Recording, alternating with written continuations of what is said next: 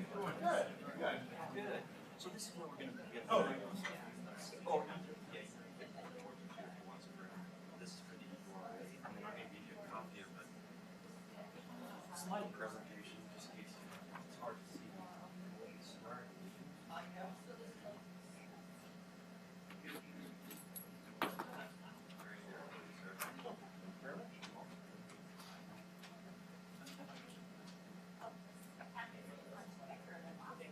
Well, actually, I added the URA slides. I didn't think I'd be able to do it. Yeah, but you flip in the middle and you'll see like a June for.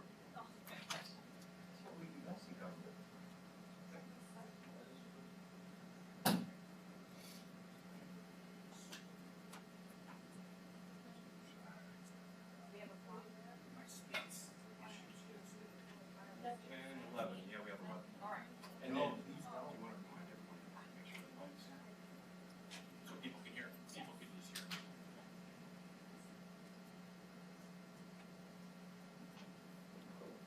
Okay, I will now call to order the City of Sherwood Budget Committee meeting for June 1st, 2022. David, will you please do the roll call?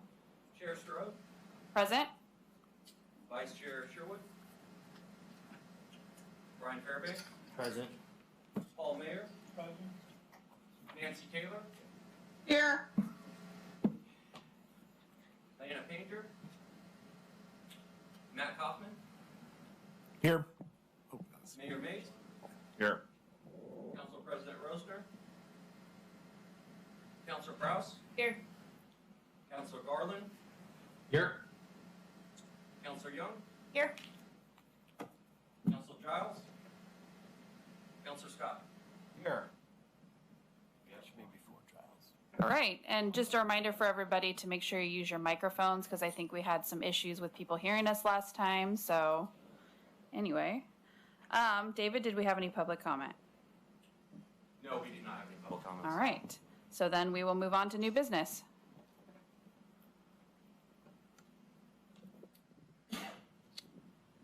And with that, we're going to bring Craig up from the Public Works Division because we're going to be starting on fleet and equipment. Good. Good evening, everyone.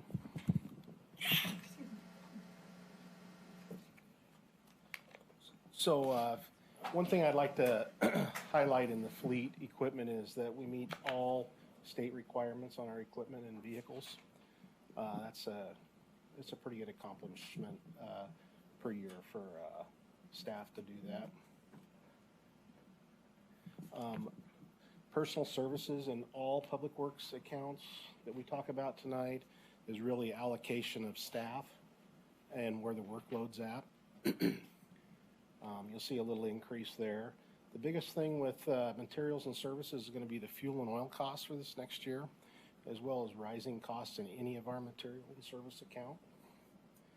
And then our capital outlay, we have problems getting equipment here from this year's budget.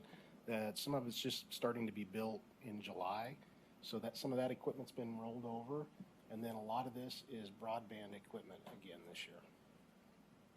So, and then 3 of the vehicles here out of the 4 at City Hall will be replaced this year too, as well in this budget. So they're 2000s. We're having a hard time getting parts for the locks and stuff on them.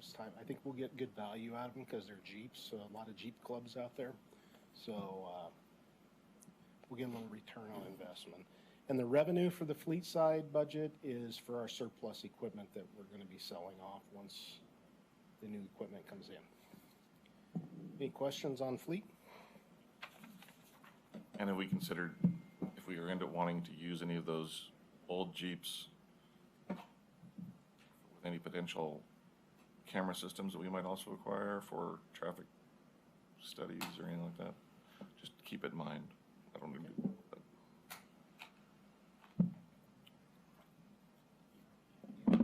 Sorry. This was, yeah, just a list. He's already gone through it. I just wanted to include it in there just of all the various equipment that Fleet is purchasing. Facilities, just a kind of a highlight there is number of OSHA safety violations is 0 the last couple of years, so that's good. The revenue part is Sesame Donuts as well as the red. We purchased a chunk of property off of Roy Rogers, and we start seeing some revenue coming in for that house this next budget year. That's the revenue. Everything else is pretty, it's pretty similar. Our capital went down in this year's budget, and that's off of our asset plans. So that's why it's a 0. There's still quite a bit of work that, sorry, David, that will be done. So there's $65,000 in the budget to fix the firing range at the PD. That'll bring it back to how it was built in 2003, 2004. So it needs to be some repairs there, as well as some other small items that's listed out there. Any questions on facilities? Parks, a couple things that we'll be doing. Woodhaven Shelter is restaining it, as well as refinishing the Stella Olson Amphitheater. If you stand underneath, there's some warping going on, so it's a pretty good chunk of money that's got, you just don't go repair one spot on that. It's the wood under there all needs to be sanded down, restained, and there needs to be some painting that's done on that project. So that's why it's kind of expensive. Yes, Councilor Garland. Can you hear me? Yeah. Okay. Actually, my question was back on fleet. Unfortunately, I don't think saw my hand. Same question I ask every year when we're talking about replacing vehicles, and given the high gas prices that we're currently facing and that tend to fluctuate up and down, are we looking at any kind of hybrid or other vehicles that might be more fuel efficient and get us out of the reliance on strictly fuel-based vehicles? I think this is an opportunity for electric vehicles. One of the things that we've been doing is working with PGE to see if we can install a couple more stations for city vehicles. The problem with them paying for the units, we have to put 71 miles a day on each of these vehicles to make it work for them to pay for it. So something that we'll have to fund, but it's definitely something we're looking at is going, these are the vehicles that we could go to electric on, so we are looking at that. I appreciate that. Yeah, I realize that some of our larger vehicles, it doesn't make sense, and there probably isn't the options for it. But, not only with just public works, but I think with some of the, other vehicles that we use just for regular transportation, I think would be a good opportunity to try and slowly integrate some of those into our fleet. So I appreciate it. Thank you. As far as parks, the revenue side, we're expecting the shelter rentals to go up about double this next year. People are starting to rent them. As I talked about earlier, personal services, that number changes every year. It's allocation, but here's where we're running into problems. So we're at June 1st today. We have no seasonals. Last year we had a couple seasonals. We rely on our seasonals for a variety of work that we do to accomplish. So right now, I'll just use this. We're down 2 staff people and no seasonals. So we have 2 full-time employees working weekends because we have water features and everything else, and 2 people during the week. And that's what we have. So you're going to see that number is going to go up because we have people working overtime. So that's probably some of the increases there. You're going to see that in the festivals and events this year, that it's going to be full-time employees working and no seasonals probably, unless somebody happens to apply for the job between now and July. So that's an issue as we move forward with everything we do. So all those college kids that are home for the summer. Well, we had some we had some regulars, but a couple years ago, some stuff, they're non-represented. Some stuff went into play.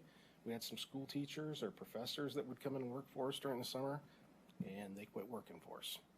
So I'll leave it at that, but they have not applied since that year. And one of them used to teach down at Chemeketa, a local residence here. So that's where we're at for seasonals. We have 0 seasonals in public works right now. And this is the only time that I can remember going into June that we have 0. Right, so it's another point of emphasis in the recruiting. And- So, anyway, so that's why you're gonna see that number is gonna increase. Materials and services, that's a variety of refurbishment projects. That varies every year too. It's pretty consistent in the 300,000 though, but it's because we got certain things going on. Couple items that we have going on is replacement of a bunch of material in the water features at Cannery as well as Snyder Park. They've been in for a while, they're corroded, it needs to be changed out. So, as well as some of the other items I mentioned. That's what you'll see, the 30,000 for Snyder Park equipment, appurtenances as well, or structures. Playground equipment at Snyder, it's actually, it's for the Cannery water feature. And then you have phase 1 of the Woodhaven Park playground equipment. It's up for renewal in the refurbishment plans. Any questions on parks? I think the Woodhaven had quite that much more equipment there. Yeah, it's just the first phase when they build it, the first go around. That never got changed out when they put the new stuff in. Cool. Oh, yeah. Just as a parent of a 5 and a 3-year-old, thank your team for all their hard work and for keeping all of those water fixtures and parks up and running. They're very appreciated. Thank you. We have a great team to be. We spend not a lot of time on discipline and we get more stuff done because we have good employees, so. We talk to other directors in the area, they spend a lot of time on the opposite stuff. So when you hire the right people and they come in and you give direction and they buy into your goals and stuff, it's a pretty good deal. I'd like to ask a question. Well, go ahead, Reaver. Fancy.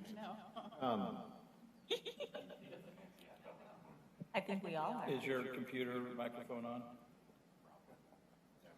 It might be. You might need to mute that. That'd be really strange. I'd be really into Or it, the wouldn't speakers. I? You want to mute the speakers and the microphone.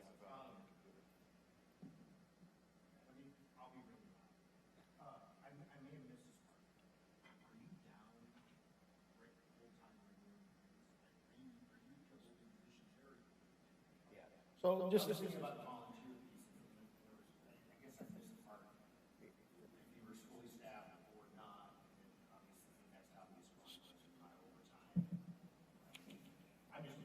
Yeah, so what you have going on right now, just in the park side, is we had an employee leave.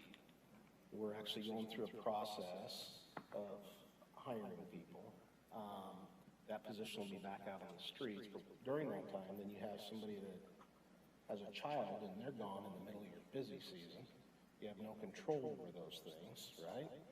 And then you have no seasonals. That's what's going on. And eventually, there's going to be a person that moves over into another position, which is going to create another problem for parks. We just won't move that position over. This has to be the first year since I've been here. I've been here 22 years. I thought I was going to have, in January, I was thinking I was going to have to come tell you that we weren't going to meet our performance measures. Because when you get in the water side, it took us from June, we had a retirement in June and we filled the position. We underfilled the lead worker position to finally get somebody, and that was in February. And we went without a lead worker in the sanitary side since last May until about the end of January. Those are key roles in our department. So, not sitting here doom and gloom on staffing, but I'm letting you know that there is an issue out there. And it's not just here, it's all over. So, we're just smaller than some of the other agencies. Yeah, Nancy. Yeah. Nancy. Yeah, Nancy. Yeah, I'm trying to unmute. Can you hear me, Craig? Yeah, I can hear you. Okay, the high school is starting to ramp up industrial arts programs, such as welding and other programs like that. I'm wondering if you could contact the folks in the departments over there and find out if you can become part of that for your summer program where they could be certified somehow in some area of industrial arts, which is, you know, mowing lawns and working with you. Yeah, we can look into it. Yeah, there was a guy a few years ago that was on the budget committee that's a counselor at the high school. So you might, I'll try to figure out what his last name was by looking at their old books and send it over to you, okay? Yeah. That's Mr. Stammers.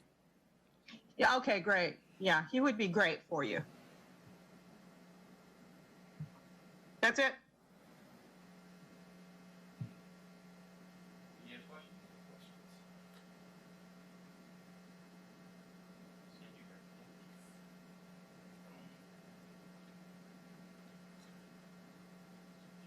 Yeah, so I think just as we're going through the budget presentation, we talked about the one-time expenses. So just wanted to provide a copy of the one-time expenses that are part of the proposed budget for the general fund. I don't necessarily plan on talking about them specifically, but I'm happy to answer any questions about those. What's the total of this? 1 point. 7 million? It actually, my mistake, it's actually about a little over 1.6 because what showed up in there was the full amount for the backhoe, but the backhoe is actually allocated out upon use. So only a small portion of that too was associated with the general fund. So we're not asking for as much one-time expenses. It's more like about 1.66 million. So, but I can get you the total. I can just total it up real quick. This total right here, the 166. Yes. Oh. Yes. Yeah. Where do you see that, Renee? It's on the bottom of this general fund one-time expenses page. Oh, did it cut off on the new printout? I printed a new document. I It's apologize. not mine, okay. It's all good. Okay, I'm sorry. That's all right. So it's 1,660,545. And you'll see a lot of this is in the, as Craig already talked about, was facilities, parks, and fleet. And I'm not going to go back into the 5-year forecast, but we do factor in his 5-year plan for facilities, parks, and fleet into that forecast. Like everything he has on his forecast for the next 5 years, we actually include that into the forecast just to plan. And that's one thing that's really nice about the city, which I came from a county, that there's not a lot of deferred maintenance here. That's one thing that's really been a pleasure, I guess, coming into this finance director role, that there's not a lot of deferred maintenance. And so, you know, projects are getting completed. Vehicles are getting replaced and so forth. So.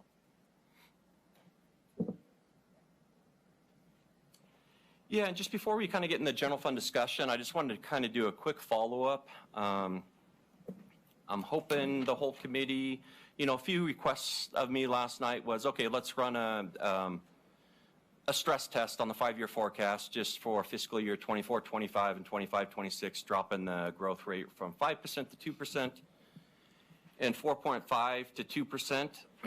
And that's the new forecast. I sent that out to the whole committee today. I apologize. I probably should have printed that off for you all. And the CARES Act dollars, Mayor, you asked about that last night. A little over $2.5 million the city received as a whole, because I know there was a broadband project for Chapman Road, but I just wanted to get the full dollar amount, a little over $2.5 million, which was great. And then the Mayor, you also asked, could we get a copy of the assumptions? So I gave the committee all the assumptions that I kind of went over last night, so I wanted to make sure just to follow up on your requests, and happy to answer any questions that you had on what I sent out and so forth. I haven't looked at it. I saw the email. I appreciate it, because in my mind, I'm going to review it and talk about it at the next meeting. Perfect. On the one-time expenses for the labor negotiations, is that for like the upcoming negotiations you're having, and you're anticipating that's work the city attorney can't do? Well, no, I know Josh touched on a little bit last night. Don't plan on you remembering that. He just touched on, he's anticipating potentially the negotiations carrying over, because right now they're conducting negotiations for both contracts, and so he's anticipating, yes, those carrying over. And so at times you'll find that there might be some outside assistance that's needed. So we have money in for 2 contracts in this calendar, this fiscal budget. We're not going to spend it. or not spend all of it. Got it. Because of the timing of when it started. And it's definitely, most, in all likelihood, carry over to the next fiscal year, and so. And we have an outside labor attorney who helps us with our negotiations. I see. Josh assists as well, but we have an outside labor. I see. I just thought the dollar amount sounded very high, so that's why I was asking. It's definitely on the high side for what I would imagine we would need. Okay. And going forward, I was taking a look at that. We're being very, very cautious. And as the mayor said, we never even come close to spending up to those levels. Sometimes there's maybe a little outside assistance on like other little questions, because there's a lot of various things you need to know here at the city. So I don't know, you can see one bill from outside attorneys and they're quite large these days. Cool. any further questions on the general fund or that you folks have? Or if not, we're just going to.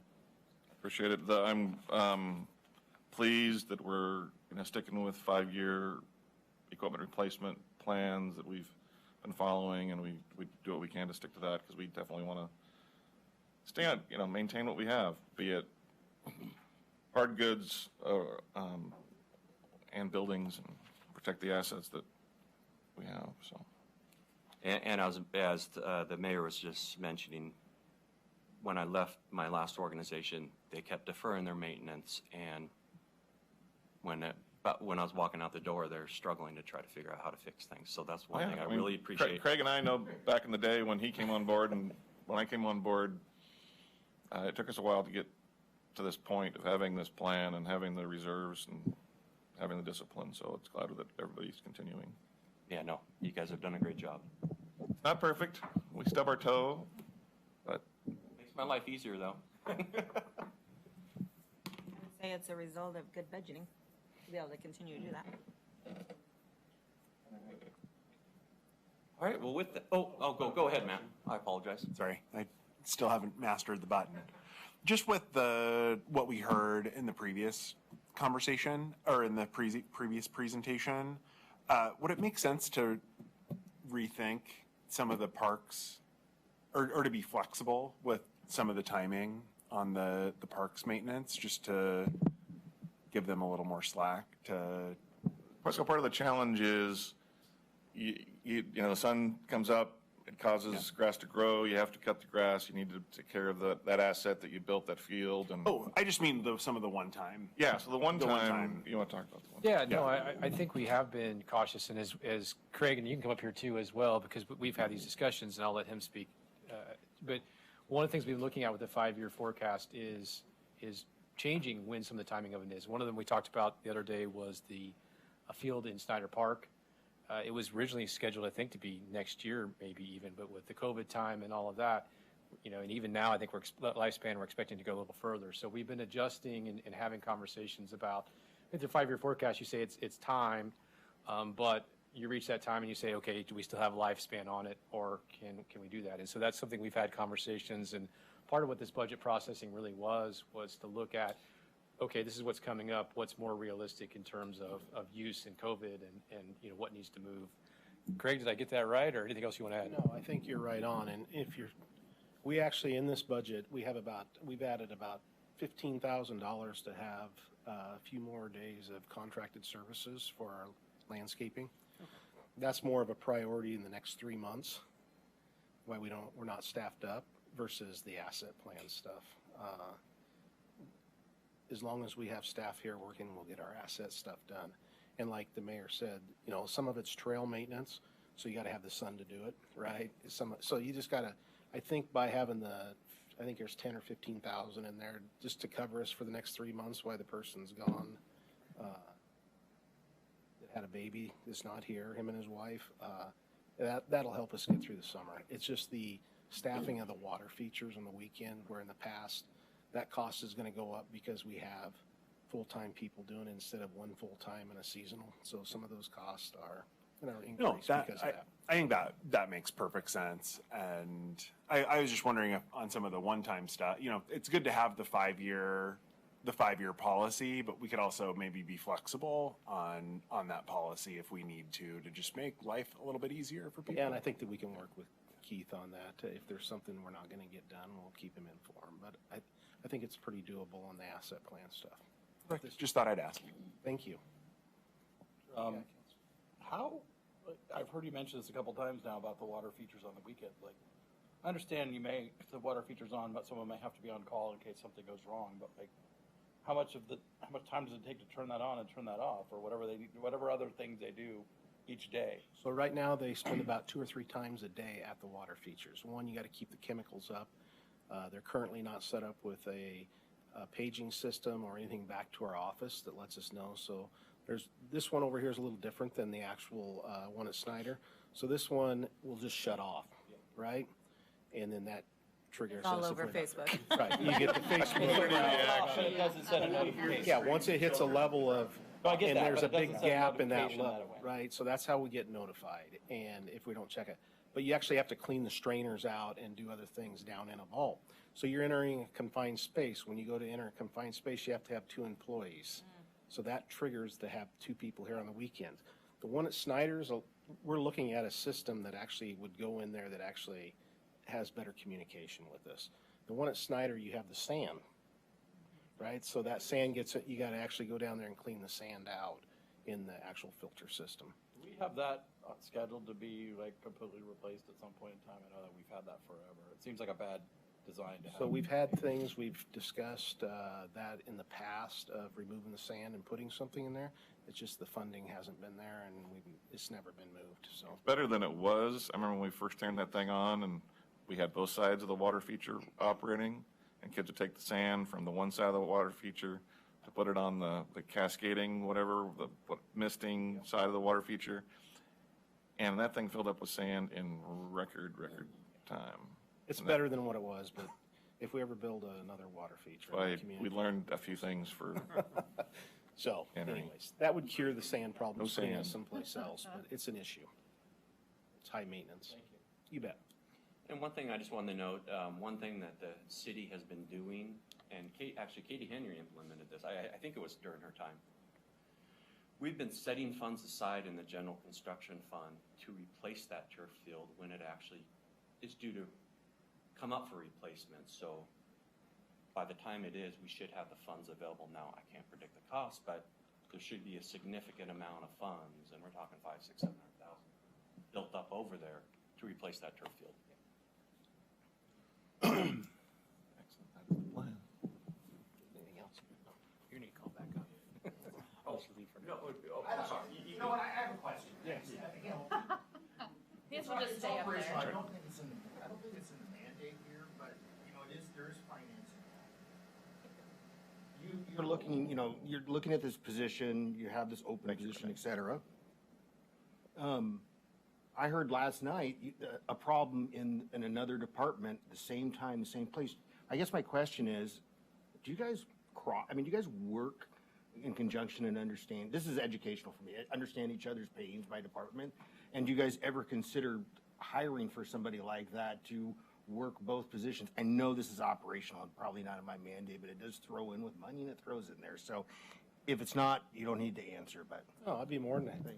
Yeah, I think we do look citywide when we're hiring positions. I know the leadership team over the years, when somebody's hiring a part-time admin or something and somebody else needs something, they partner on that. So it's one, you get into the union side, right? And classifications and that kind of stuff, you got to figure it out. It's got to be approved. Anyways, there's some other things, but yeah, we do look at different, we share our resources during the summer months when Kristen and them have events. It's our seasonals that go and help her with the events and her staff. So we coordinate, or the movies in the park, or any of the festivals, we coordinate that staffing too. And if there's staffing here that's similar to what we're looking for when we go to hire, then we look at that too. All right, thank you. So if we're aware of it, we will look at it, so. Done with Craig? Yeah. Get back up one more time. Usually it goes pretty Short second. Yeah. Yeah, there we go. Thanks, Craig. Oh, yes. For Julia's final presentation. My final presentation. No crying. I haven't cried yet. I think I'm okay. So The CIP is primarily it's a combination of system development charges, maybe other grant funds, as well as transfers from operational funds. So a lot of these street capital projects are actually Craig's projects that are capitalized. The only ones that are not funded, that are being funded with SDC's system development charges or other funds are Arrow Street, which is actually URA. Yes. That's showing up there. And then the Oregon Street improvements. Those are the two projects that are truly capital projects that are funded by system development charges. The Tualatin Sherwood Road Widening project is actually a county project, but we are utilizing, we're charging some of our staff time that we use to support the project and coordinate and those types of things. As far as revenues, I'm actually going to kind of lean on David a little bit on this. I was looking at this earlier today and realizing I may not be able to answer all of these questions, but the revenue for the CIP, the Capital Improvement Program, we generally, for our system development charges, assume just an average amount, so we don't go through the exercise of looking at all the projects and trying to calculate what the SDCs are going to be, and because we're always going to be wrong. So we look at the actuals from about 5 years to get our revenues for the system development charges, and then I think that the remainder of the revenue is going to be transfers from operational funds. And then the materials and services, I wasn't sure what that is. Yeah, the materials and services, I know in the prior years you've used maybe some professional services. So we were just putting a little bit of budget in there just with the significant amount of capital projects, trying to look at, okay, where are you kind of trending? I know it's down a little bit, this was finances, to see, okay, that you budget a little bit over $3 million last year, this is what you actually spent. So we were just kind of carrying it over because they're actually going to underspend that $69,000 that was adopted last year. So we were just trying to look at, okay, let's try to roughly estimate now. We could tap the reserves if we needed to for a supplemental budget, but normally they don't spend everything they say they're going to spend in terms of capital projects. And the capital projects, that figure right there comes right off the dollar amounts that's listed on the kind of the CIP listing that's in your budget book. You can flip to that, see the dollar amounts that are being charged as street capital projects. And then the transfer out is that gets transferred into, I believe that's the one that gets transferred in the general construction fund to assist with the Cedar Creek Trail project, and that's kind of an anticipated expenditure. Oh, sorry. Go ahead. You mentioned that Arrow Street is URA, so does it belong on this, or?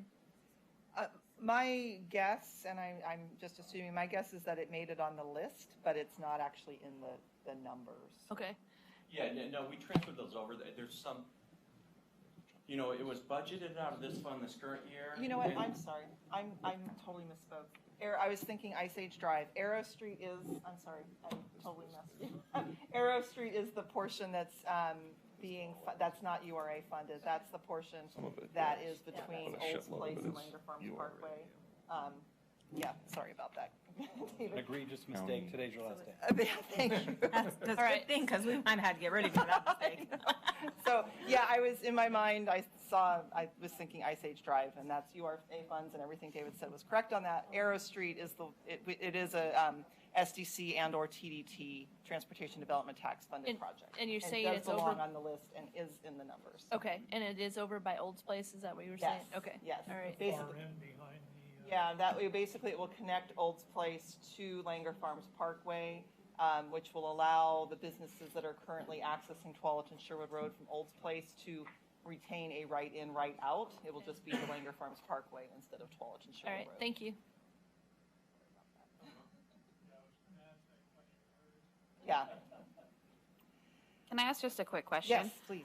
Just for clarification, the revenue on here is not all SDC revenue, right? It's going to be system development charges, transportation development tax, and then other funding that funds streets. Yeah, the transfers in, so I'll get that for you right now here in the budget detail. Oh, I guess I could look. transfer in a $750,000 from the street operations fund. Got it. So that's basically it. Okay, thank And you. you can find that on page 48 in the budget detail. You can see the little transfers in, transfers out categories. They're usually the bottom number right before you get to those bolded numbers on, on your balance sheet.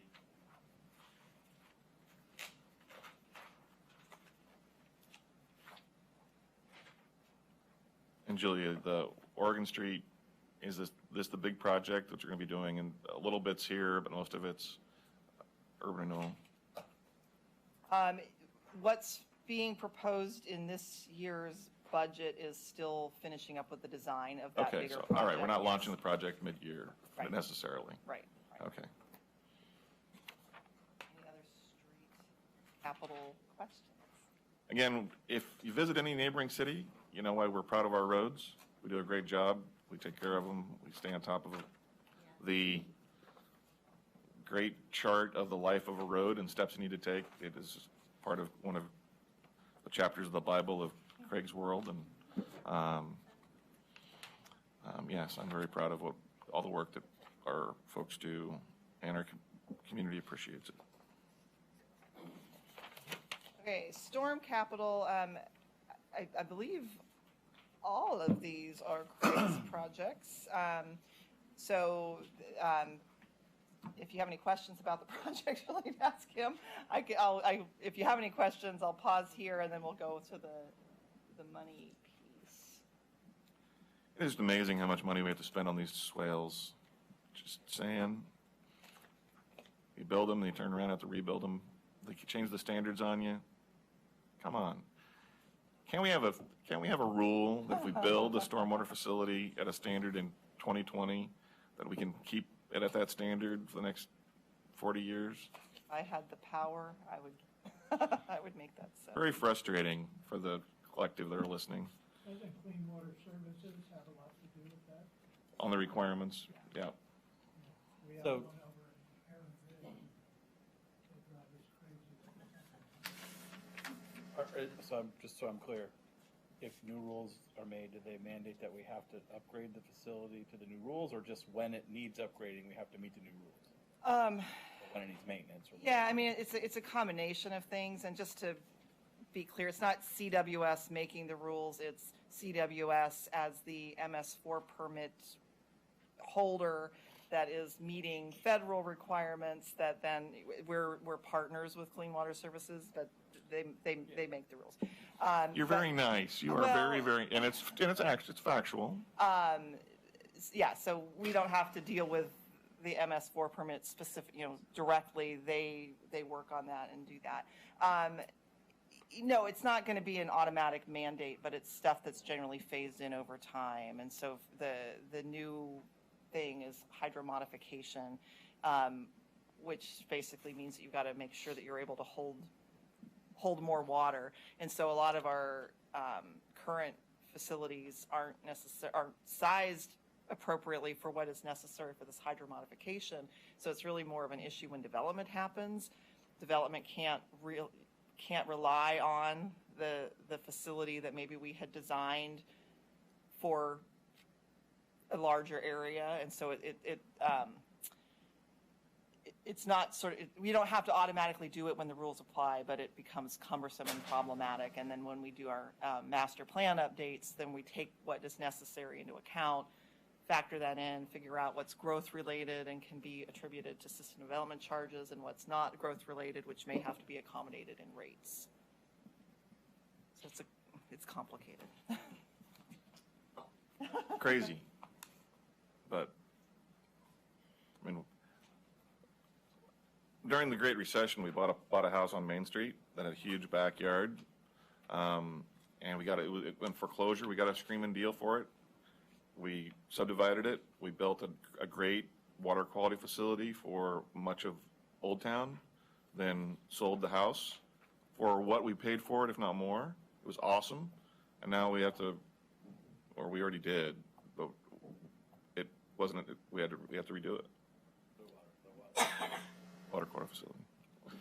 As the tip of my tongue gripe facility. So these numbers here just reflect the transfers in from the stormwater operational funds. And can you speak to the expenditures? Yes, just with personnel services, again, this is just the allocation. They departments try to tell me, they allocate out their personnel by project. So if they tell me, well, we think this person will spend 5% here, well, 5% of their time is getting allocated here. So it's really just a lot of her staff getting, it's actually a lot of Julia's engineering staff that's getting allocated to these projects. And then capital outlay again, Julia, now if she's leaving, she puts together a great CIP proposal, and we just pull those dollar amounts off there. Sometimes there's little changes here and there, after we meet with city council. But yeah, in terms of materials services, that just kind of factors in whether we're going to use, we try to look at averages and whether we're going to use some professional services contracts and so forth. So there's nothing like out of the ordinary that's not really associated with these capital projects. If the money doesn't get spent, then we don't have, we're not spending materials and services or personnel services. It's just, And with capital projects, unlike general fund, you might see pretty significant fluctuations from year to year. We've got funds, we've got money in SDC funds that we might not be spending on a project that over 3 years we've then built up enough in that fund that then we have a $5 million project. And so there might be a year in the future that you see like a 500% increase on something because we finally have the funds to do the project. So sanitary capital, these are the Rock Creek trunk capacity upgrade is actually Clean Water Services funded project that we're doing, but we're getting reimbursed by Clean Water Services. I didn't realize we had a phase 2 of that thing. We had to break it up into phases because the project came in way higher than originally anticipated. So when we did a little bit in one phase and then had to break it up into phases. Gotcha. But again, Clean Water Services is really paying for it. So, but because of the way the funding goes, it's going through our budget. Old Town Laterals is a public works maintenance related project, and then the Brookman area conveyance extension is sort of a CWS, Clean Water Services / Sherwood project where they're actually doing the project, but we are reimbursing them for our portions of that. So that's why there's funding there and some staff time associated with that coordination.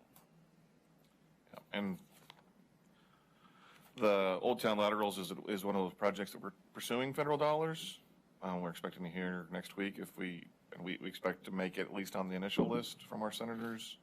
And it's, who knows after that, but at least we might have that savings if we're able to get federal dollars to pay for those Old Town Laterals. Thanks for your lobbying, Mayor. It's a collective effort. And here with, just talking about the dollars, you see a big dip in revenue.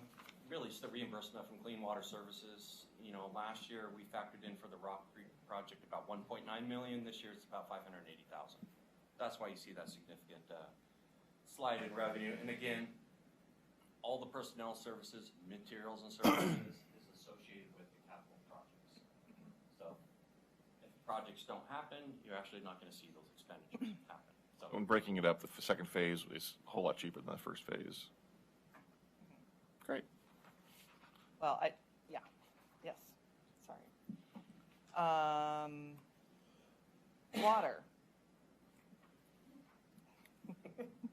Do you want to talk about these at all? Yeah, I can. Sorry.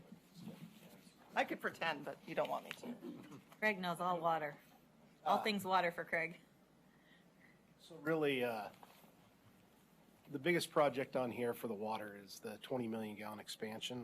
We just had a pre-con yesterday. It'll be kicking off next 18 to 24 months. So that's a pretty good sized project. Sherwood's a little over, I think it's between $9 and $10 million going into that project. So And then Twalton Sherwood Road widening project, there's conflicts with our water utility out there, so we're paying for some of that, as well as the Willamette Water Supply Program will be relocating some of our mains. And then the Norton Fire Line Improvement Project. So that's really the biggest projects up there. When the water, the Beaverton Hillsborough line, when they're interfering, wanting us to move, they reimburse us for moving it. Yeah.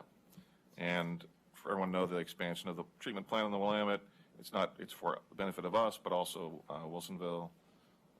So we're not getting 20 million in additional capacity, but. I had a question. So that'll take us up to 6.8, 6.9 somewhere, and then there's another future expansion to get to 30, and then we'll get to our 9.7. That's the plan that we have to use in 2065, something like that. So. Yeah. My question was, was the city affected by the lead and copper rule that's come out, where you would have to replace a lot of the water pipes? So as for main lines, we do not have any leaded pipes. We do have copper, and in the homes, we do lead copper testing with certain homes when we have to throughout the city to meet EPA requirement. So Okay. There's a certain criteria. We work Right. with the property owners, and they sample for us, and we take this stuff in. So we've been doing that for years. Okay, so this new ruling that came out is not a factor for the city? Okay, great. A benefit of being most of our assets, most of our stock is pretty, last 25 years, so.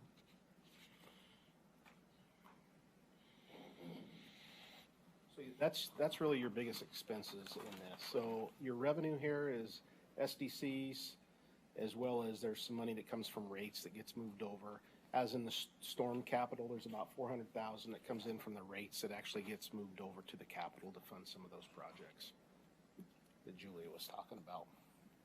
Yeah, and this year it looks like we're moving about $650,000 over. So that's what makes up most of that 830,000. Excellent.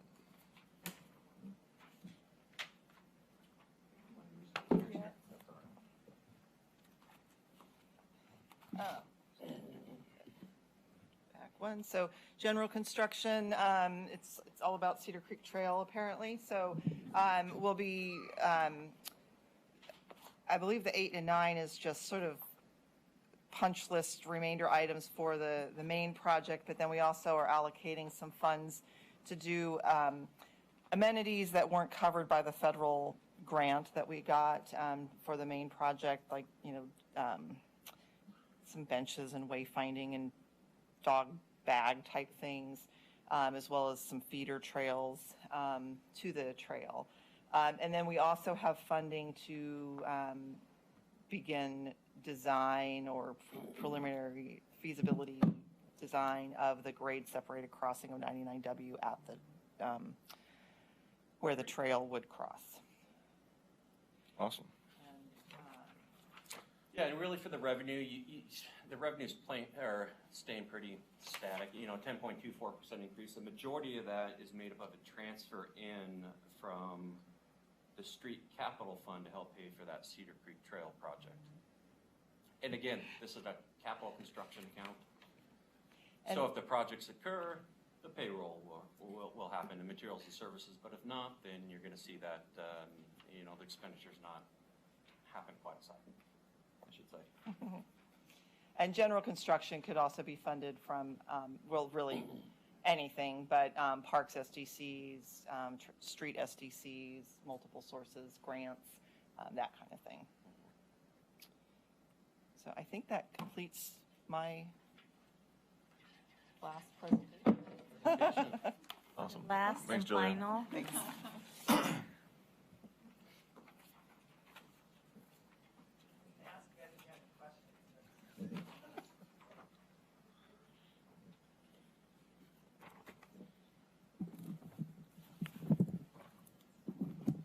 Street operations.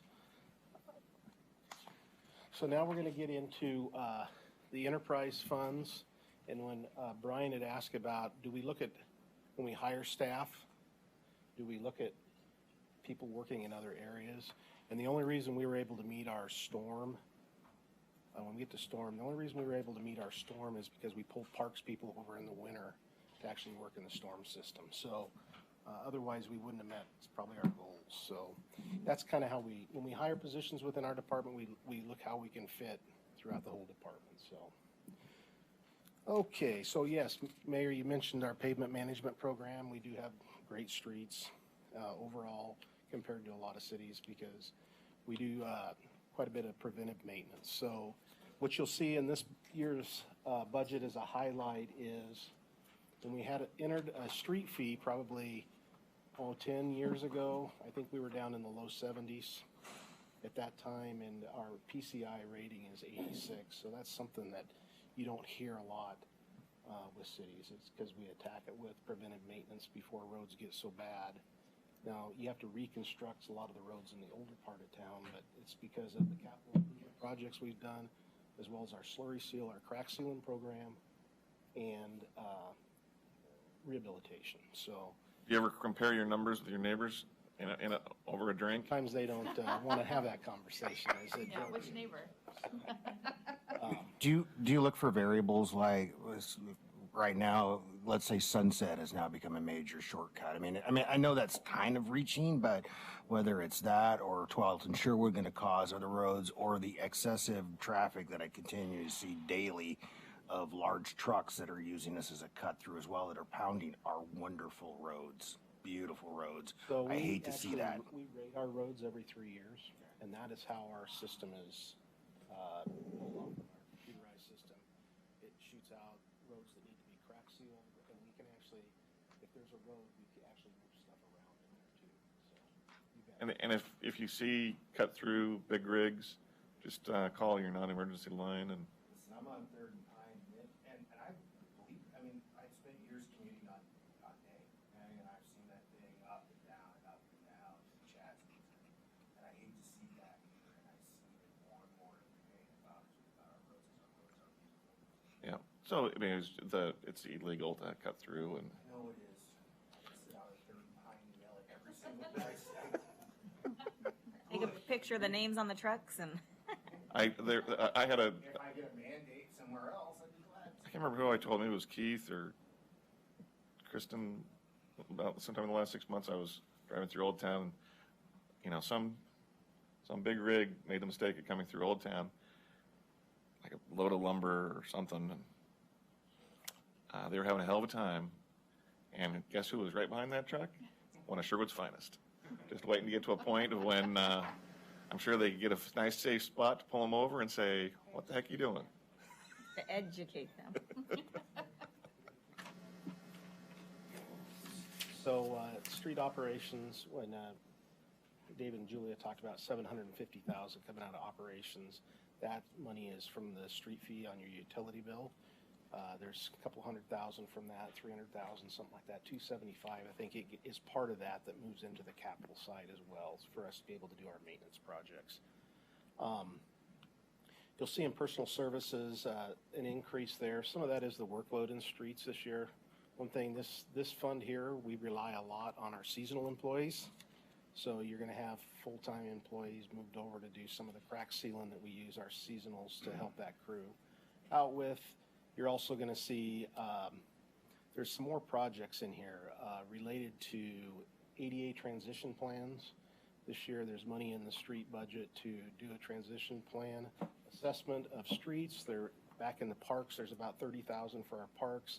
And then there's some money in the facility side. We're going to combine it, do an ADA transition plan. The last time the city did one was probably about early 2000s, I think, and we were in the old City Hall building at that time. So I think it's time to include everything in that. So there's that. There's the downtown lights, repainting of the lights and the structures downtown. That's all included in the materials and services, but it takes staff time to manage some of that, and that's why you see a bigger increase in the street side. One thing is we didn't get our roads striped last year because of the paint shortage. So we're actually sometime this month we're going to get it done, but it didn't get done last year. And some of that, our materials, is going to depend on some of those issues as we move forward, because all our asphalt costs and everything else is going up with the oil prices. So just, that's kind of why you see a big increase there. And we're leveraging the county contractor or other bigger city contract with some of those slurry seal. Yep. So we'll be, we're actually paying back, we're partners with Hillsborough and their program for our slurry seals. So we'll get their pricing on it instead of doing all our small amount. So awesome. Partner with them a lot. That's kind of nice. Any questions on the street operation budget? I noticed the sidewalk replacement program. Do we contract that out or do we do it? So sometimes, if it's the city sidewalks, sometimes we do them. The shaves we contract out, as well as the actual repairs for the private property. The private property owners are responsible for the sidewalks per our ordinance, and we just don't have the staff to be able to go out and do all the concrete work that's getting done. So we're just finishing up around right now, and as soon as July rolls around, we have enough work to start in this budget. Another $54,000, I think, is what's in it for the sidewalk repairs. But that's per ordinance. The shaving's a contractor that comes in and shaves also. A separate contractor than the ones that does the repairs. I live in Heritage. Mm-hmm. We've got throughout our neighborhood, we lifted concrete that's about an inch throughout. I called the city about having them come out, and I have to tell you, I was pleased with whoever I talked to on the phone that was in charge of the program. I thought he was very good. And our property manager just called, and he told me someone would be out in April to do our area. Property manager called and said it'd be another year before our area was done. It's very dangerous out there. So there's only so much money in the grant program, $54,000 a year. And it's a half and half, so we bring in another $25,000 usually out of that. And the city's broke up in 4 or 5 spots, so it's really where you're located in the city. And when we started this program, it was based off the hazards at the time. And we've made a second round of inspections, and now we're going off of that in the more, we just break it down as how it works. So sorry you didn't have a good service or a good conversation with the sidewalk person at the city, but I also know that we're providing that service. It's just certain areas, and sometimes we're not in those areas at that time when people need us to be. So we do sorry about that. We do about 20 to 25% of the city a year. We cover. Yeah, but we're getting more and more, just like the area we're in now, we didn't have enough in this year's budget to be able to do it. That's why we're going to start as soon as July so we can wrap that up. Because it's starting to be more of an issue than it was when we started the program. The collective cost or the need is growing, but we're limited on the resources. We can only increase that revenue stream 2% a year. Yep. So it's a challenge. Councilor Garland? Yeah, Craig, I just had a question. You briefly mentioned ADA program. Is the money specifically in the street operations just for kind of the curb, the entrance to the sidewalks? Is that the work that's being done ADA, or is there more to it than just that? No, most of it will come out of that. Out of that report will be our ADA ramps throughout the city. We're starting to get some through the Traffic Safety Committee, some requests for ADA ramps and stuff like that. So it's the best time to do it is to identify the areas. We've been doing ADA ramp replacement with our projects as well as some other locations probably the last 7 years. So there's some that's been done. It's just that we actually need to have a plan in place to go off from here moving forward. Maybe I'm unclear. What is our definition of ramps here? Is it like to buildings where stairs are at the entryway? Is that what we're talking about? So it could be a variety of things. So like in the streets, it'd be the ADA ramps from crosswalks. Facilities, it would be anything that'll be identified in the actual facilities. So when you actually make repairs to the facilities, you'll have to actually bring that up in compliance, as well as the parks. A lot of it will be the playground structures, which we've been putting ADA ramps in already. But there's other areas, so the amphitheater and some other things. So when you actually go to do construction on existing stuff, you have to actually follow the rules and the regulations. and those will be identified in this plan. Understood. Okay, I think that makes more sense. So there are some areas that we maybe know need some upgrades, but as we get to doing this other work to them, that's when we address those issues, or is that accurate, or am I off there? Yeah, it's similar. The YMCA had one done several years ago, and as they move along, they were making those upgrades when they were doing improvements to the building. Okay. I think I'm good there. Yeah. And like the crosswalk ramps, the standard has changed from 20 years ago. So that something got built that was meeting standard 20 years ago, now we're turning around and replacing. Yes, a lot of the road projects that we're doing, stuff that was put in because of private development or whatever come in, they actually put the ramps in. Now they're not up to code, so. And by ordinance, state law, are we under a clock to do that work? Yes. You see a lot of cities are going through this right now, so we're not the only one. Yeah. Sometimes I ask dumb questions. Nope. I know the answer. You know it. So that's where we're at. We probably should have started one a couple years ago, to be honest. So. Well, there's a lot, you start adding up all those, just the street corner crossings, there's a few of those in town. Any other questions on street operations? Quick, Craig, on the reflective signs, they changed the standards on the signs a few years back, and again, we didn't replace them overnight. It's a phased thing as well. Yeah, we phased those. We did a quarter of them a year.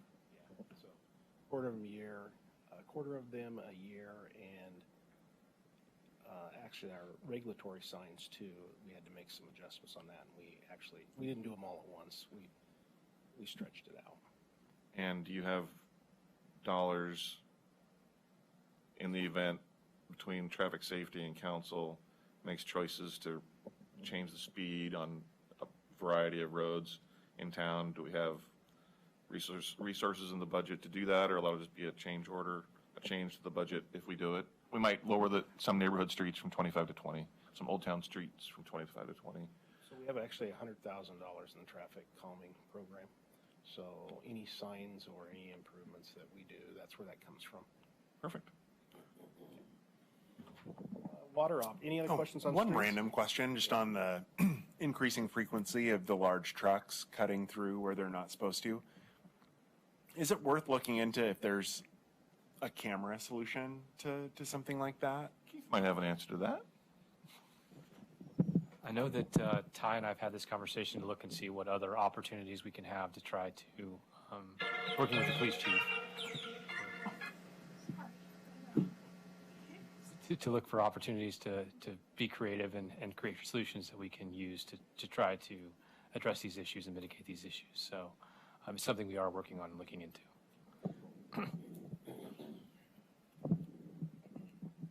So water operations, I'm not going to hit on a goal there, but one thing I do want to bring up this year. So back in 2005, council made the decision to go to the Willamette River.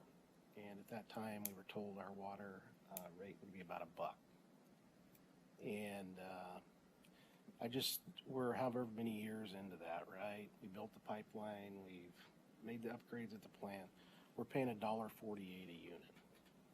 That's pretty remarkable. When we left Portland, we were at $1.33 in 2012. So if you just think about instead of the operation fund. So really that's the water side. Can I ask one question? Yeah.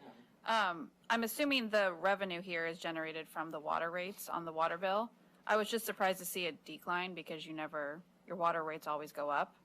Right. So it went down here is because we don't know if we're going to have a warm spring next year or how long. I mean, a lot of that is your spring and your fall is what you're going to make your rates on. If you have a warm fall, you're going to do really well. If you have a cool spring, you're not going to have irrigation on. So that's where that's at. So more of a conservative approach, I would say. Of course, we want to sell more water, but it's more conservative. Okay, thanks. I haven't turned my sprinklers on yet. So, yeah, if you go through that, it's a big difference every month if you see that. Yeah, so depending on if people are using irrigation. Any other questions on water? Sanitary, CWS goals were met this year, or the performance measures are mandates. Just kind of, I don't need to hit on anything there, but that's a pretty, with the staffing issues we've had, I think that's pretty good that we hit those. And then there's not a lot of changes there, a little bit in materials and services, but besides that, it's pretty status quo there. Stormwater operations, any questions on sanitary? Back when Julia was talking about the street capital, Schaumburg was on that. There's three sections of pipe on Schaumburg, and there's a section with that road that actually is a sanitary line replacement that's budgeted, so. Yep, and that's the one we have also on our federal list of trying to get federal money. We'll see. Stormwater, like I said, we met Clean Water Services mandates, DEQ mandates.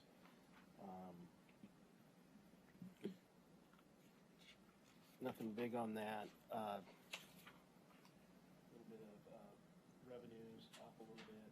Personal services is because we have more stuff going on in storm this next year. That's why you see an increase there. And that's pretty much that budget. Your capital outlays stuff's all in the capital budget for projects. Any other questions on public works stuff? Good job. Awesome, thank you.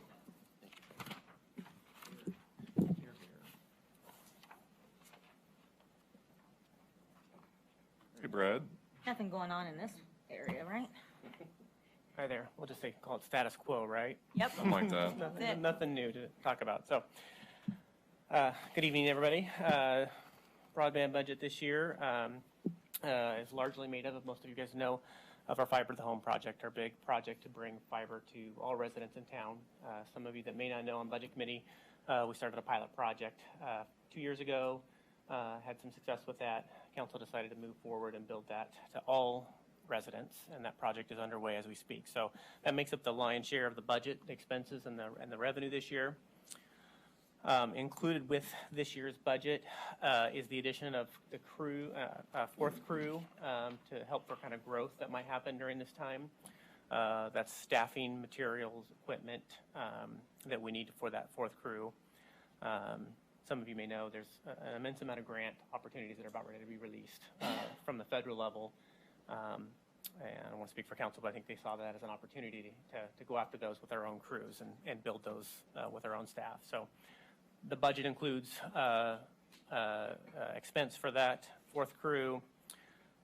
We also were awarded a grant from the state, $1.6 million grant. So there's a revenue in there from that grant that we anticipate receiving, and then the offsetting expense for constructing that grant project.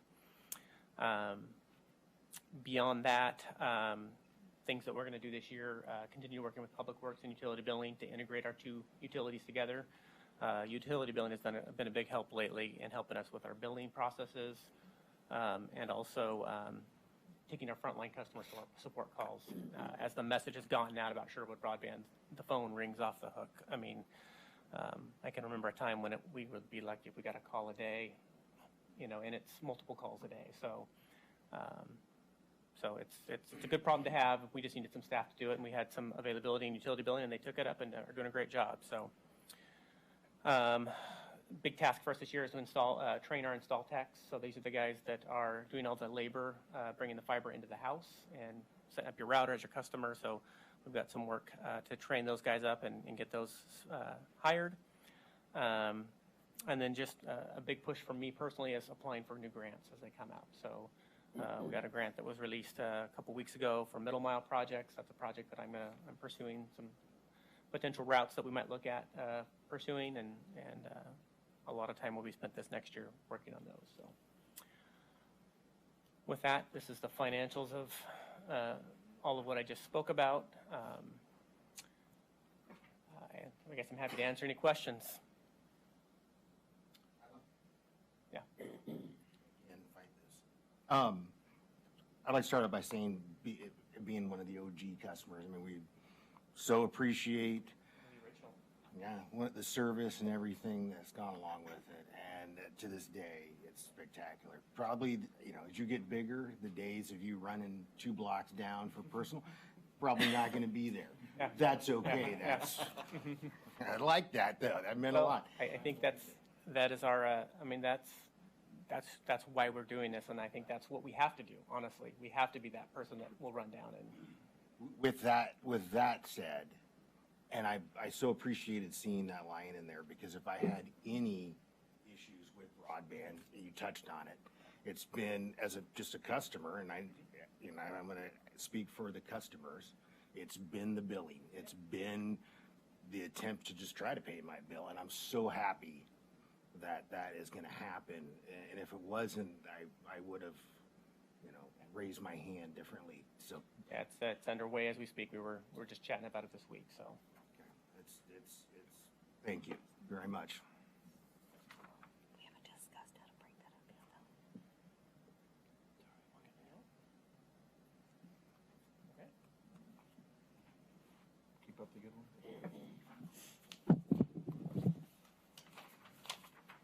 Not much exciting here in the debt service fund. I know we paid the GO bond off, I think it was last fiscal year. And, you know, we had a remaining balance in there. This just earning a little bit of interest, but per the Oregon revised statutes, we must transfer that out, any remaining balance. And so I'm recommending to the committee we transfer that to the general fund, because there are some, I want to say, updates and upgrades that are needed to the police station. Originally, this GO bond was for the police station, so just kind of transfer it to help with those upgrades. So that's what we have built into the budget, just transferring that money to the general fund.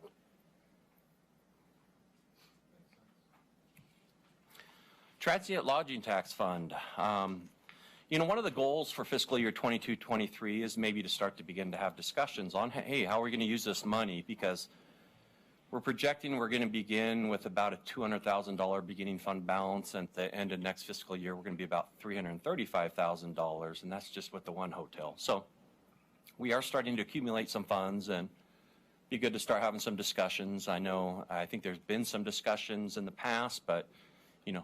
Yep, it's a definite goal for council to bring up. Yeah, because it's actual, you know, between the hotel and the Airbnbs, we get the revenue, and then we've got an application for another hotel, and I hear rumors of even another one, and yeah, it adds up. It's a nice added revenue stream for the community. And there's rules and parameters on how we can use those dollars, but I'm confident that we can do that. Make something fit. For the community's benefit.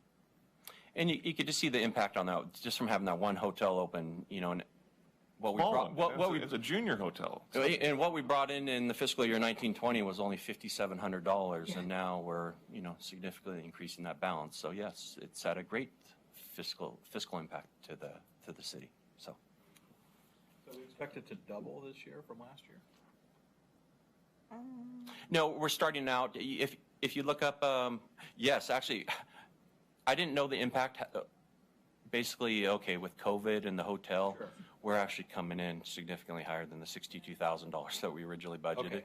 I think so that's why it's going from 62 to 135. Yeah, I think we're going to end up roughly. We're going to be about 120. I think is what I projected, and so I just built in a little bit for inflation and so forth. Still to be cautious, but we are starting to the grow fund balance to start making decisions. Incredible. Okay, so the next fund we're going to discuss is the grants fund. You know, this currently right now, one of the main programs in there is the Community Enhancement Grant Program. And this I think it was last month, you know, we put this out for folks to apply for the grant, and we actually only received 2 applications. And so the committee recommended this summer we're going to go out again, because we actually only were able to allocate out roughly about $20,000 of, I think we projected somewhere about $60,000, $70,000 that we could have given out. And so we thought we'd open this up again, you know, to the businesses out there and to folks out there to apply. And we're going to better advertise this. I know we talked about, okay, let's try to look at some better advertising avenues. And so we're going to be looking at that. The transfer out is really just administrative costs. I know Metro, this is a partnership with Metro. They allow us to charge up to 20%, but we're being conservative, 5%. Let's just recoup our costs. We're not going to be greedy, take 20%. And the contingency right there, 4.4 million, is where the ARPA money is sitting. The city has not decided. I put it in contingency versus reserve for future years in case we make a decision through a supplemental budget. I can then move that money to the transfer out category, and we can move it to wherever we're thinking it's going to go. So what about the second round of CEP grant funding? Where is that? Yeah. Oh, thank you for that. You need to clarify. That is also in contingency. Okay. So it's contingency and ARPA combined together. Gotcha. That's in CEP, contingency. ARPA. Just okay. once we make the decision, I'll move that up. And so if we were to allocate out all the CEP dollars that we had available, I always like to keep a little bit and be conservative, keep a little bit of money left over, and that's what that $499, almost $5,000 for future years, because we're actually giving out this money and hoping that we actually receive that money from Metro, because we receive it quarterly throughout the year, and so We just have an estimate. we just have an estimate, and they stopped estimating that for us. And so now we're looking at, okay, where's the trend, and it's really kind of up to myself and my finance staff to really project that. For those watching, the Community Enhancement Grant, whatever, is a Metro tax. They chose years ago to tax us, the users, not the city of Sherwood, but the businesses and residents of Sherwood. On all your garbage bills, there is a tax that they charge on that waste. They collect it and then they give it to cities that have a transfer station in their city limits. Unused, do they pull back? I mean, do they pull that back at the end of the year? No. If we don't spend it, it carries over in our own balance, as long as they continue the program. And we have up to 3 years to allocate that money out to, the money that's given to us, we have 3 years to award the grant. Yeah, the original logic was, hey, you guys are housing this stinky facility in theory. We're going to give you a benefit to help offset the smell. I mean, that's my interpretation of the tax. They would give you a completely different answer, I'm confident. There's a small risk at someday that we actually give out more grants than we could receive in that year. Would it make sense at some point to receive the money first and then? That would be, but then we'd have to go a year without potentially giving out. Okay. Yeah. Or we'd give out a small amount one year. And you never know how much we're going to carry over from this fiscal year, because it'll be interesting to see how many more applications we receive. And there's always rumors that they're going to change the program, so don't assume. I mean, you'll get at least a year warning if they ever change the program. But it could be some discussions I have with the city manager of, okay, and in talking with council, maybe what would be a safe, conservative fund balance to keep in there that we're all comfortable with. Because, the one thing, too, is we're giving this money out. We're actually losing some interest dollars that we'd be earning on investments, because we're basically just prepaying this out to organizations. But it's a great program. So we used to do it with general fund dollars, and then when the Metro did their thing, we to give grants out with general fund dollars? Absolutely, for years. Oh, I didn't know that. Yeah. It was, I don't know if it was before Mark was mayor, or we did it when Mark started as mayor. Not the URA stuff, like the facade. No. It was general fund. We picked a dollar amount early in the year. Says we're going to give out $20, $40, $50,000. Million. $50,000 a year. People would apply just like they do now. Okay. It was very loosey-goosey, much less organized. And all right. I know we gave to the Robin Hood Festival Association since the very beginning, back for as far as my perspective, since 2000. And the Metro program started 2016, I think. 16, 17, somewhere in there. I believe I'm trying to. Around before my time. 17. I think it was my first job. And in my holiday from service, it went into place. Yeah. Cool.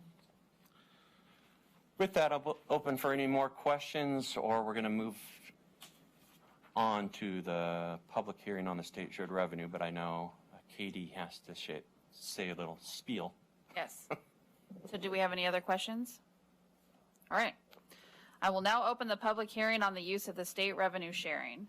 The purpose of this hearing is to provide the public with an opportunity to submit testimony concerning the possible uses of state revenue sharing funds for fiscal year 22-23. The order of the business we will follow in conducting this hearing will be a quick presentation by the city's finance director, receive public testimony, questions from the committee. The hearing will then be closed and no further testimony will be received, and then a discussion by the committee. I will now turn it over to David. Thank you, Katie. In order for the city to receive distributions from the state, they're required to hold one public hearing during the budget committee meetings, and they're also need to hold one public hearing during the adopting process when I bring this in front of City Council. In front of you on the slide, these estimates, they're great estimates. They're provided by the legal organ cities. They issue this report usually around January, February of each year. So it really helps. You know, they're collecting all this data on cities.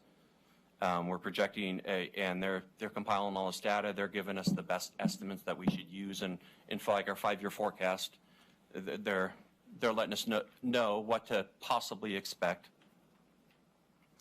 You know, the makeup of these revenues, the state shared revenue, they're recorded in the general fund, and they're intermixed with the intergovernmental revenue. I don't know if you remember, Councilor Young, you and I speaking about that last night, just because they're coming from the state and other governmental unit. So that's where that is recorded.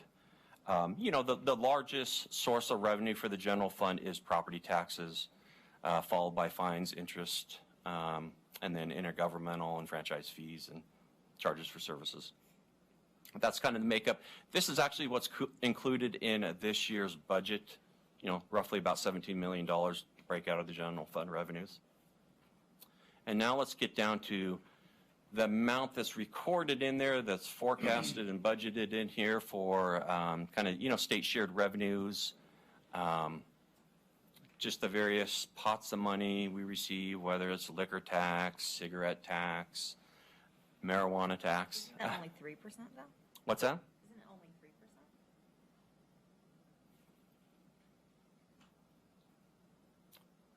only 3%? 3%. Right here it says marijuana tax, $35,000. Oh, that's a percentage of total state shared revenue. Oh, got you. Okay. Percentage of the total. Total of the total. Yeah. And that's one of the, does anybody have any questions on the marijuana tax? I know that's been brought up in the past, and I haven't wanted to share that. I know I talked about that last night just because of the secrecy law, but yeah, I'm open for. Roughly 25 grand estimate. 35. 35. I have a question. Yes. So at the time when this was passed, the Ballot distribution rules were different. Mm-hmm. And there was calculations made by myself and others about what we might expect to come out of this. Obviously, those numbers were significantly higher than what this is. Do you have, what would the number have been in the old system? Yeah, it'd be about $78,000. Total. So our total revenue would have only been 78, which is half of what was being projected.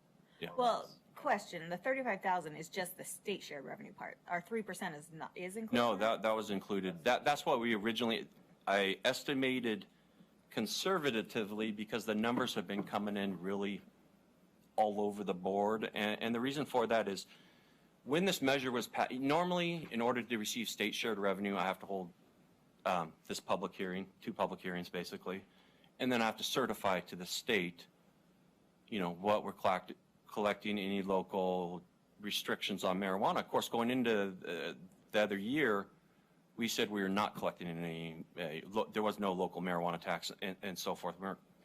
We didn't approve that, but well, then in November, the voters said yes. Josh and I submitted everything to the state.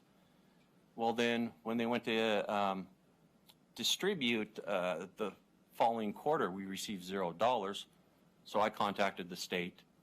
They made makeup payments, but it was almost half a year after the fact. And so when I look at the total dollars amounts collected so far, it's kind of been all over the board where it's going to take a year or two to really see. start to project. In total, from March 1st of 2021 till February 28th of 2022, we've received just shy of $90,000. So that's a little bit,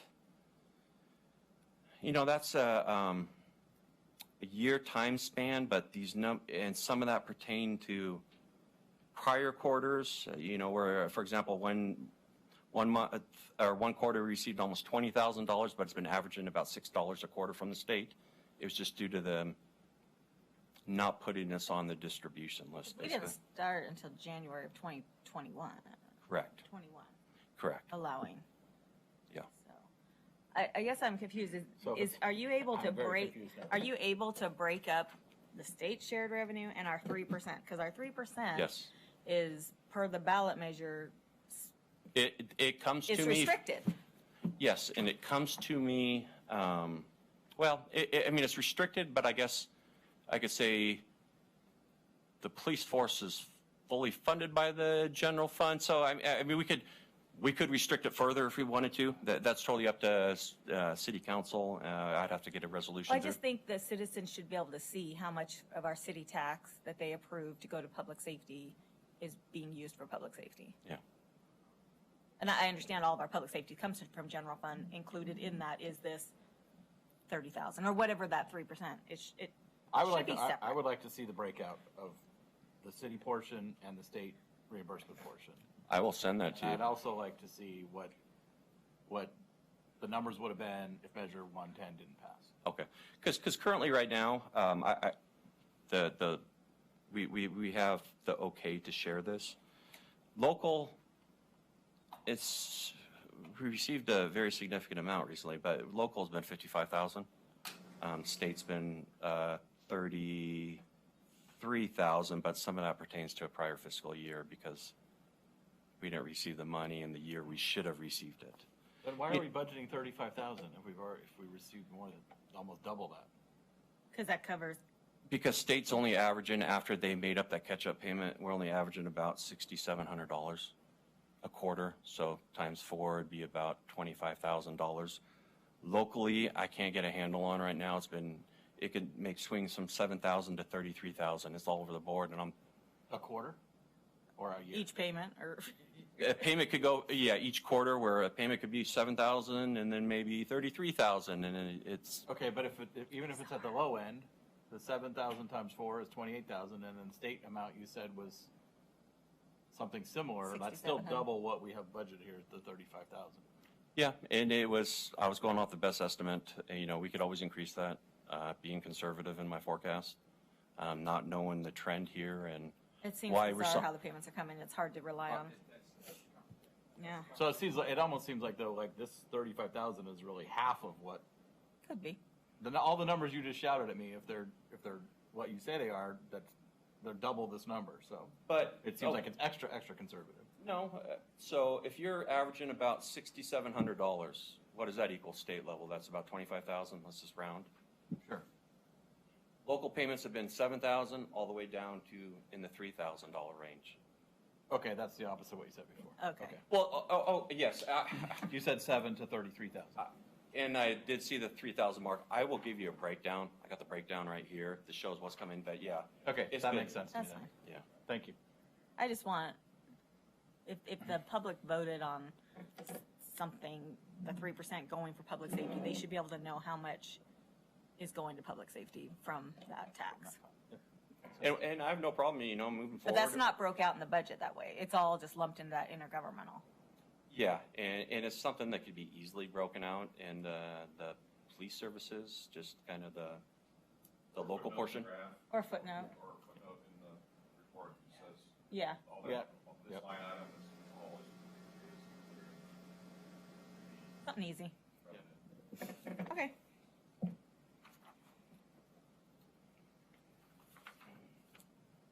If it's possible, I would like to see what it would have been without 110.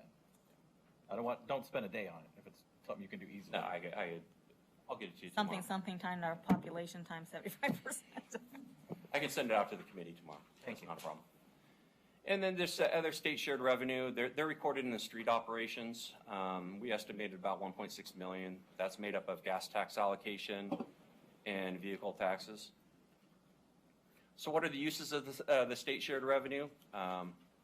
In the general fund, it's really in the restricted, except the local portion is kind of restricted, and activities supported by this are public safety, whether it's administration, community services, facilities, and community development. And the street operations, those funds, I would say they are restricted, and they're really related to street expenses and all the various ones that Craig's already covered. They're listed here. Touch on a few: paving, slurry seal, and equipment crack seal. So that entire 1.6 million has to go towards street operations. Thank you. And with that, I'd open up for public comment. I know I didn't receive any public comment, but I'm not sure if there's anybody in the crowd that wants to come up and give public testimony. I don't think so. All right, if not, then I will close the public hearing on the use of state revenue sharing.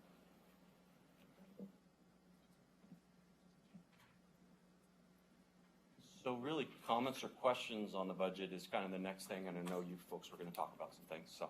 Yeah, so I just would advocate that if there's more information anyone wants to ask David and Keith, and then I'd urge us that we, after we find out from a doodle poll, continue the conversation to a meeting next week or the week after, whenever fits best, so we can have hopefully a supermajority of the committee, because I think that is best optics and from a process standpoint. Is there a reason why tomorrow's not working? It'll be another 10 people. Just so many people can't be here this week. So with that, Will there be more next week? I think so. Certainly, Rosner will be available, most likely, depending upon what the doodle poll says. Councilor Giles will be back from D.C. He was in D.C. this week. Lana will be back. So I'm not sure about Mr. Sherwood's case. So I'm not sure which, based on doodle poll responses over the next couple of days, I would just move that we continue. Yeah, and so personally, I have no problem looking at, there's only a couple of days next week that fit generally as an option, and the doodle poll has 3 days or 4 days the following week for. It was trending pretty good on that following Monday, a week from Monday right now, last I saw. It seemed to be the majority of people were available, not next week, but the week after. Yeah. Last I saw. So I don't know if we need a motion to do that. Would you like a motion to do that? Sure, I'll make the motion that we reconvene on a later date that works for all the committee members. I'll second that. All right, do we need to take a vote? All right, all in favor, say aye. Aye. Aye. All opposed? All right, hearing none, we will take our discussions to a next meeting to be determined. Awesome. Now urban renewal, right? Yes. One really quick question, just to thinking about what we would discuss at the next meeting. Are there any, and what we might request in the interim? Are there large changes that we anticipate making at the other meeting, or is it just making sure everybody's here to agree to what we've discussed? I want to make sure everybody agrees. I think there's going to be some debate on the 5-year forecast and the 1-year forecast. I think it'll be dominated about the forecast and level of risk of the forecast and probabilities of this and that. That's from my perspective. I don't know about other members. That's what it is. So, maybe to ask. So, are there things that we might consider doing in response, or just we want to talk about the go forward policy that we might want to request additional information to support? So we've made requests yesterday. Oh, yeah. We got that in emails, and I haven't reviewed what David sent out today yet. And if I have any follow-up questions for myself, I know I'm going to turn back to David and ask for that. And if anybody else has questions, be sure and get that information so they're prepared. I for think Send them in the interim. last night's meeting is probably already up on YouTube if you wanted Yeah. to see. Oh no, I already listened. Oh, I you're already listened. up to date. I had a couple of boring tasks to do at work today, so I was able to listen. I was just kind of asking, thinking about setting up another meeting and what we might talk about. Are there any specific things that we might want to request information about? Just being the devil's advocate. No, that's a great question. And then Nancy has her hand up. Nancy? Yeah, my question is, if we as a committee are individually sending questions in years past, the answers have been given back to everyone. Yep. Can we do that again? Yep. Thank you. Perfect. Great question. Just like what David sent out today. So were there any other materials that we were requesting from city staff to bring to the next one? I know you had some on the marijuana tax, but was there anything else? And Ed, mine aren't necessarily needed for my decision or anything, but more informational. Counselor informational, I guess. Okay. All right. All right, so I will adjourn this meeting, and then we will start the urban renewal. So I will now call to order the City of Sherwood URA Budget Committee meeting for June 1st, 2022. David, will you please conduct roll call? Chair Strode. Here. Vice Chair Thomas Sherwood. Or Vice Chair Brian Fairbanks? Oh, I'm sorry. Oh gosh. Well, we have, for the URA, we haven't changed, we have to change, we have to go through a process of nominating, right, again? No, we've never done that before. It's always just carried over. Okay, Yeah. then great. Yeah. I apologize, Brian. Oh, Vice He Chair. is slighted, he is upset, he's just fuming in the corner. Vice Chair Fairbanks. titles. No. Who needs them? Paul Mayer. Nancy Taylor. Present. I know Lana is not here. Matt Kaufman. Here. Mayor Mays. Here. I know Council President Rosner is out. Councilor Browse. Here. Councilor Garland. Here. Councilor Young. Here. No, Councilor Giles is out. And then Councilor Scott. All right, thank you. So we have some minutes to approve. I make a motion to approve both sets of minutes. All right, all in favor, say aye. Aye. Aye. All opposed? All right, minutes approved. All right, for public comment, do I need to read this excerpt here? Okay. Tonight's meeting will be a working and listening session with the department director presentations. We will have time for general public comment at the beginning of the meeting. If you wish to speak, please fill out a public comment form and give it to the finance accounting supervisor. The committee chair will recognize those persons wishing to speak, and any questions should be addressed through the committee chair. Towards the end of the meeting, or at tomorrow night's meeting, or when we've postponed it to, we will have a public hearing on the state shared revenue with time for public comment on the use of shared revenues. I would like to ask David Bodway, the city's finance director, if we have received any comments. There's been no comments. All right, then I will turn it over for new business. That would be the budget message. Mr. Cannon. I really don't have much to say about this budget message. This is, what we're classifying as the original URA or the old URA. What the budget is really talking about is the defeasement as we look to close this out. And so really, I'm going to turn it over to David. There's really not much activity other than just ending this as we begin our other one. So David? So as the city manager was talking about, really our goal this year is just to wrap up our tax collections, TIF collections, and really just wrap up this entity. What we're going to be doing is we're going to be defeasing the debt this upcoming fiscal year. And basically defeasing the debt, we're just putting, basically the mechanism we're putting in escrow, they're making our payments, it's off our books. Once the debt is off our books, we can start beginning to officially close this thing down.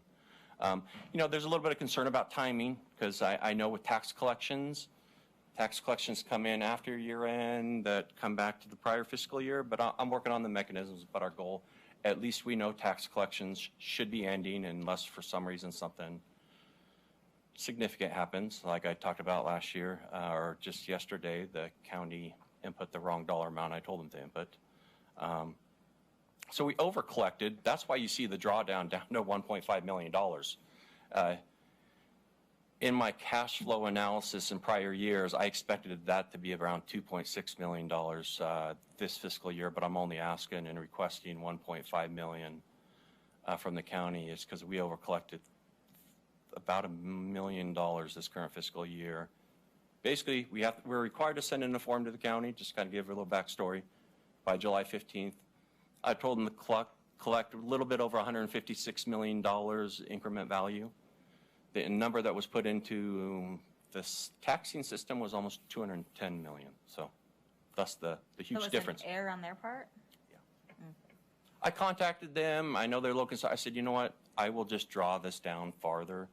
Let's not make any changes. I'm trying to get in the budget season right now. In that year. Yeah. Yeah. Yeah. And then that effect is when you're on your final. This is the final year this is of the collection. Yeah. And therefore, we tell them what the balance that we collect, and then this is not new to them, so they know how to give us or distribute the balance of the gain to all government agencies. Exactly. And you might see some differences in the budget, and that's really, professional and technical. I'm going to be relying on assistance from bond counsel, kind of depending here too. The city attorney is going to have to, or I'm going to have to work with the city attorney. I'm going to have to work with I don't want to say debt agency. We've used Piper Sandler many times, but they're going to help me with the defeasance process. So we're going to have costs in other areas. And we only can charge up to our maximum indebtedness. So once we reach that peak, any money left over in that pot, we have to send back to the county. So I built in a little bit of contingency because we don't know what's going to be left over yet until everything shakes out. So, Yep. It's a weird closing year, but it's exciting that it's a closing year. It's exciting. There's a lot of great projects that came out of this. When I started, I looked at those projects. Building We're In was exactly. was the majority funding came from the urban renewal. All of our streets in Old Town. Yep. Cannery, the Art Center. And by closing this out and having reduced the footprint of this URA is really what's helping our overall budget. Oh yeah, the footprint shrinkage is huge uplift. Yeah, ahead of time, huge uplift. So really with that, we're just trying to wrap up operations, as Keith was saying. There's nothing exciting going on. It's really just trying to go through the formal process of getting this thing wound down. And the collective, if there are any assets that this old URA owns that are not in the new, that are left in the old URA, they become assets of the city. Yep. And normally how it works is projects, as they're completed, they get transferred to the city, but I know we have, currently right now, if you were to look at the audit report, it's just land. So that will be transferred to the city if it's not a part of the new URA and so forth, as the mayor was saying. So. Great.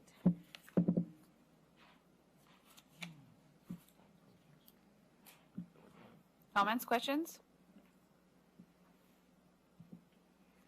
All right.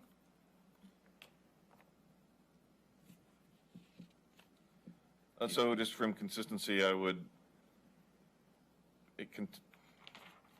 just put this in front of the full group in a week or 2 weeks when we get back together to approve is my suggestion. But we can make that motion now. I would move that we continue the approval of the discussion and approval of the Sherwood, the original Sherwood Renewal Agency at the next meeting. Second. All in favor? Aye. All opposed? All right, we will move the meeting to the next time.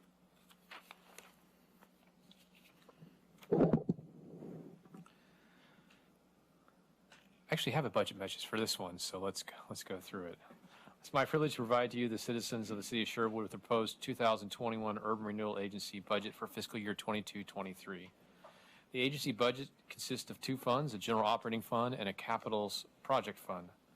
The operating fund is used to account for agency administration costs and some economic development activities within the urban renewal area.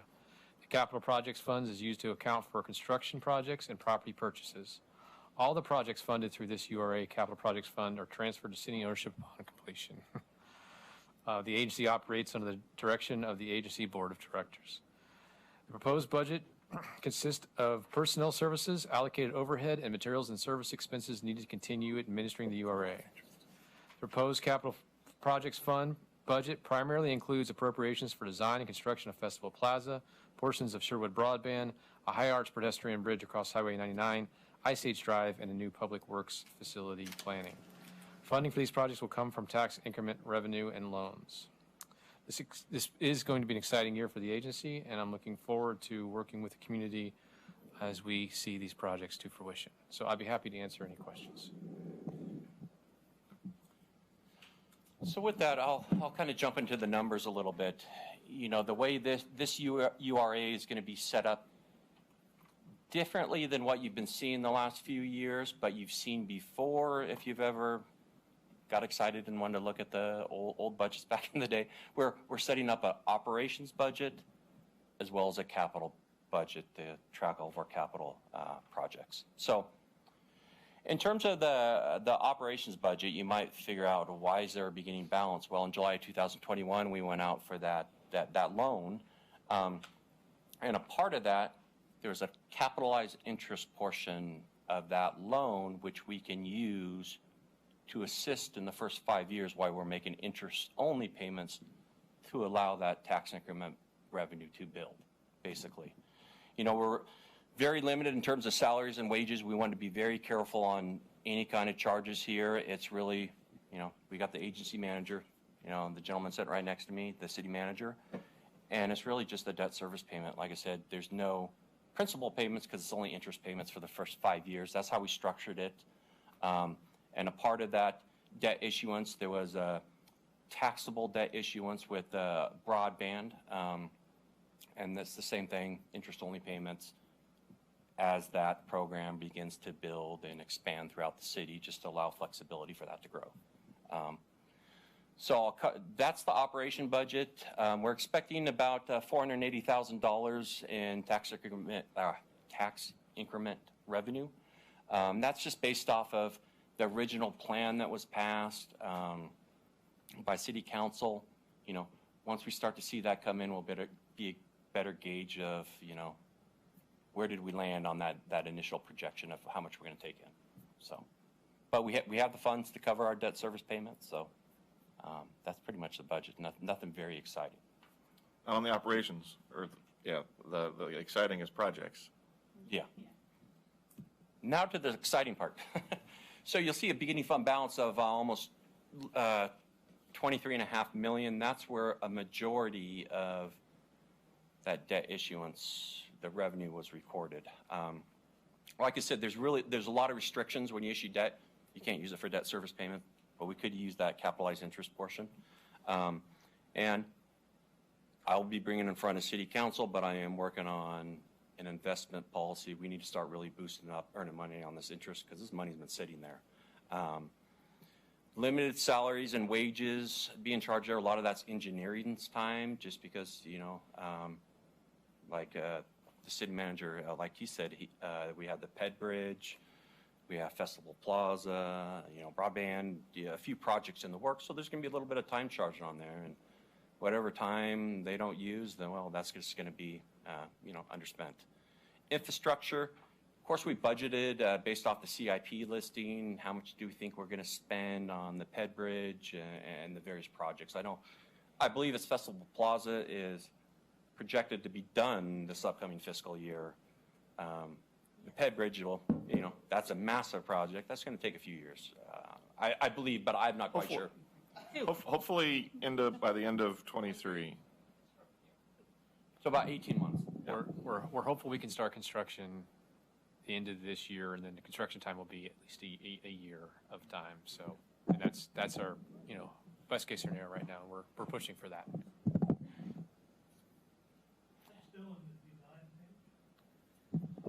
60%, 90%? We're actually, we're finishing 30%, and then going right into the 100% design. So the big challenge we're having on that is just working with ODOT and PGE, which, you know, will have a say in some of that construction, but we're working, the engineering department and community development, I'm sorry, is working really hard to make sure we keep them engaged and keep moving forward.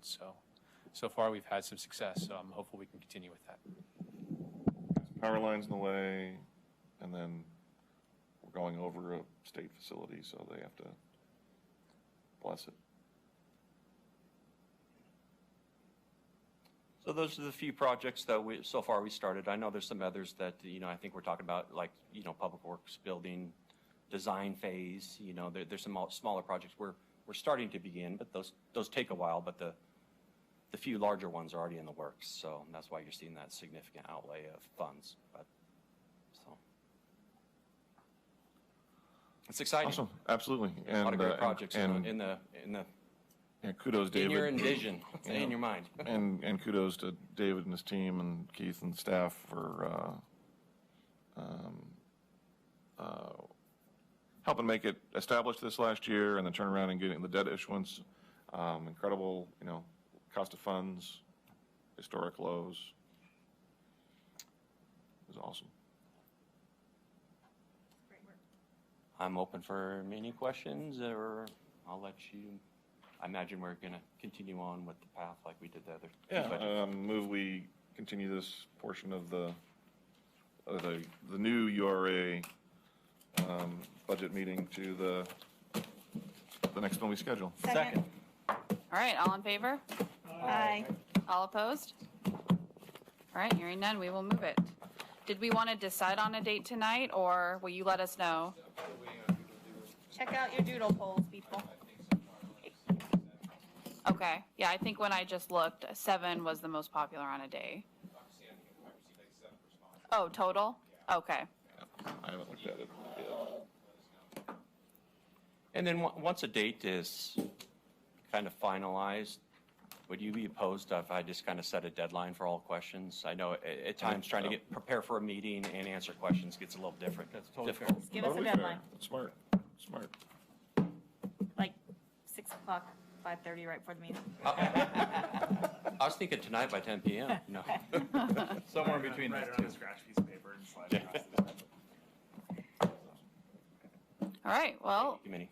yes, thank you, city staff, for all of your hard work. We will be waiting for the date for the next meeting. Anything else to do? I don't think deadline. No, I don't think we have anything else on the agenda, so. No, it's really just going to be kind of, when we come back, if it would have happened, we'd been approving all 3 budgets. That's really what was left, so. Okay. Awesome. All right, well, I will adjourn the meeting then. Thank you, committee members.